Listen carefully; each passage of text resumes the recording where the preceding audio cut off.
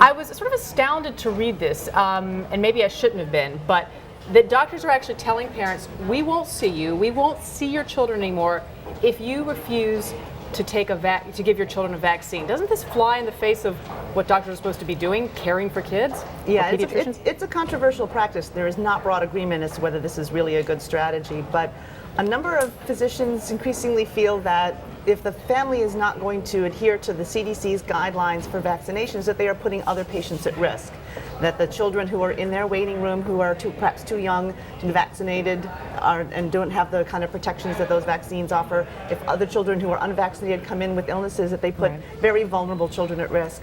And they also are concerned that a family that will not work with them on this issue might perhaps be uncooperative in other areas as well and not follow the doctor's judgment in terms of what's best for the children. And let's back up one step, because the parents aren't just saying we don't want vaccines because we don't want to pay for them, or it's just this isn't a light-hearted decision.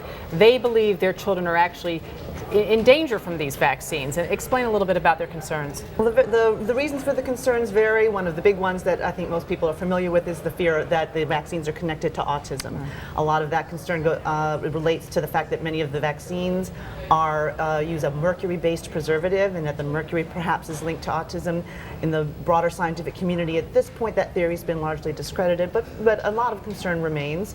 And also because often, according to the schedule that the CDC lays out, very small children can get a lot of vaccines at once, and people just worry that somehow that might be too much for the children. Can the government require people to give their children vaccines? The public school system will require certain vaccinations for admission to public school, and the rules vary from state to state, but usually there can be a waiver for medical or philosophical or religious reasons. Have we seen any incidences of certain diseases becoming more prevalent because children are not being vaccinated?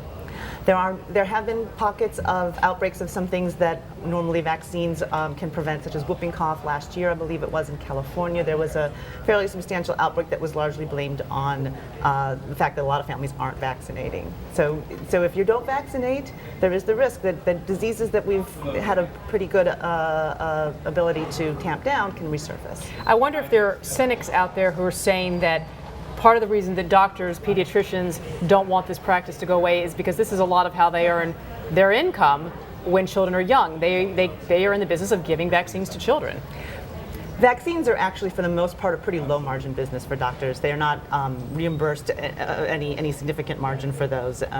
My own pediatrician has told me how on the flu vaccine they basically lose money. So it's not, if there's a financial incentive here, which has been one of the accusations, it's not so much the cost of the vaccines themselves, but just the fact that many doctors are under pressure to see as many patients as possible and get people in and out quickly. And if a patient and their family is perceived as difficult and more time consuming, then that's one of the reasons they might want to say, I can't deal with this anymore. Well, that's a whole other discussion we could have on this show at some point about patients becoming more difficult, because with the internet, we all have become. Certainly that's an aspect of this. I know I am. Anyway.